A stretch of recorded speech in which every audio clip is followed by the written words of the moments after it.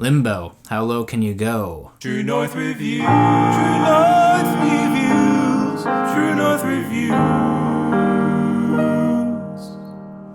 Hey there, welcome to True North Reviews. My name is Ryan, and today we are analyzing the new Aminé record, Limbo. Adam Aminé Daniel, or Aminé, is an American rapper, singer, and songwriter hailing from Portland, Oregon. Caroline was the commercial debut single that broke him into mainstream success, which came out back in 2016. 4 years later, now at a fork in the road, deciding if he wants to continue writing pop rap bangers for parties, or if he's going to maybe craft something that is cohesive and respectable in the critic sphere. Limbo being the sophomore album that Aminé takes that big jump, makes that big decision on, and I can say he blends the two choices together for the most part. For example, the single Shimmy touted Aminé's flair for writing bangers while also still injecting a lively sense of attitude and personality. Meanwhile, Aminé didn't shy away from becoming introspective after the loss of childhood role model Kobe Bryant on the interlude Kobe. The latter of those tracks has a ripple effect on the rest of the album noticeably, and it permeates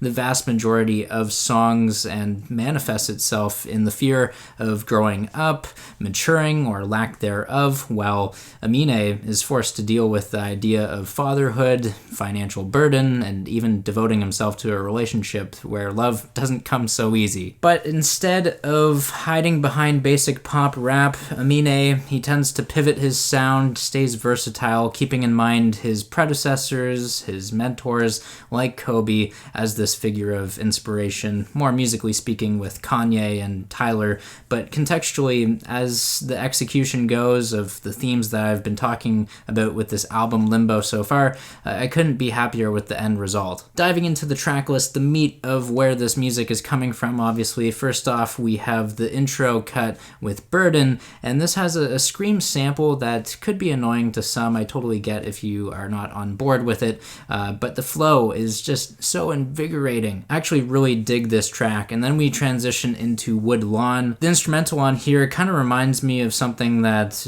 Baby No Money would rap over. It's a decent song, not the greatest on the album and what it has to offer, but I will now go into those strengths of this record, starting with Compensating, as it has this great instrumental performance as well from Aminé. Young Thug's singing on here is a little shrill, a little piercing on the ears. I guess Young Thug isn't the greatest singer in the world, but this track in general has grown on me a lot since the song's initial release. However, what might just be my favorite track on this entire record, it would be Pressure in My Palms. This features Slow Tie and Vince Staples. Notably, Aminé is kind of hopping on the grime hip-hop scene here, but unlike Drake forcibly chasing trends as he does, using the accents and all that, Aminé doesn't change who he is, and he can actually pull this song off very well. In addition to Aminé having a great presence on this track, we have Slow Tie. He has a brief appearance.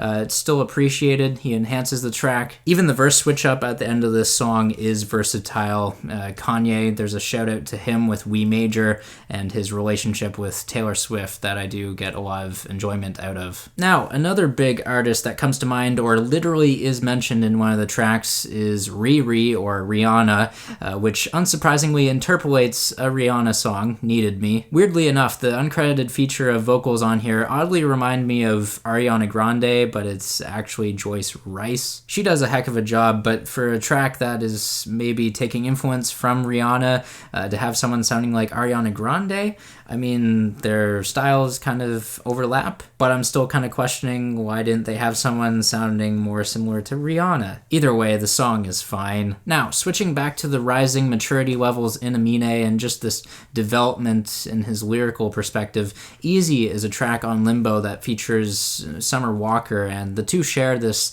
love isn't easy to come by kind of duet. And touchingly, even if the two aren't finding love with each other and they're not on the same page, they know that they should always love and appreciate their family and the loved ones that have always been giving them that undying support, because Easy is the perfect segue into the subsequent track, Mama. And this also kind of plays as like a salute to Aminé's mother, maybe even taking a page out of the Kanye playbook, just as Aminé does for the final track, My Reality.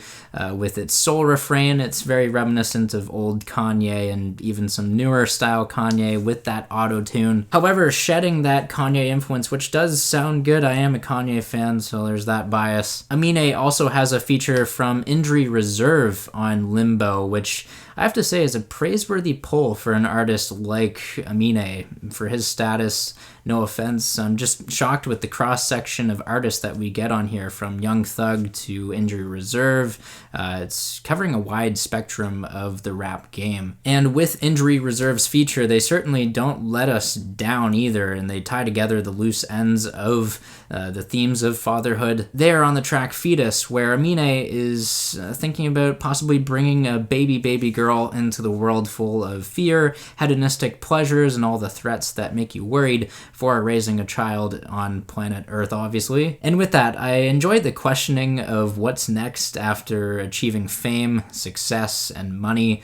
Obviously eating a grapefruit and gaining more pleasure from that than driving a Ferrari, according to Injury Reserve. On the flip side of lighthearted things, there are a couple negatives on Limbo. First off, the track Can't Decide. I can't actually decide what my opinion is on this. It's my least favorite for this album. That's because of the terrible singing. You pair that with a sour melody, you have those two elements together, it doesn't come out sounding that good. And then we have the cut Becky, which doesn't come as close to being as bad as Can't Decide, but the derivative Brockhampton feel, from the instrumental to the telephonic vocal effects, I just wish something more original came out of it. Overall, with Limbo by Aminé, I am thinking that he's not as versatile of an artist as he is advertised, at least with his vocal ability. He might still be improving on the singing front, and there might be a bit more wiggle room with the development and progress there, but he can still command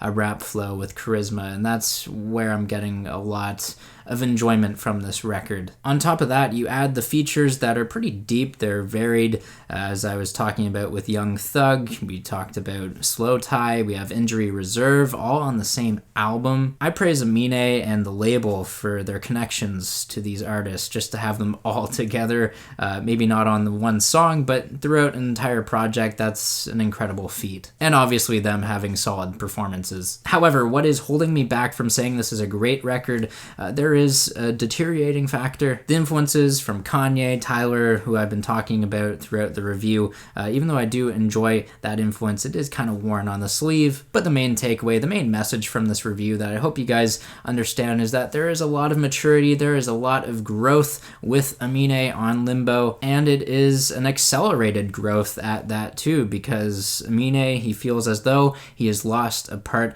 of his childhood after the death of Kobe. So with all that being said, I'm feeling a 7 out of 10 on Aminé's Limbo. Make sure you guys sound off down below in the comments. Tell me what you think of this music, whether you agree or disagree. I'm here to engage with you guys. If you'd like to leave a like, subscribe if you're new in town, I'd appreciate that. As always, thanks for watching, and have a rockin' day.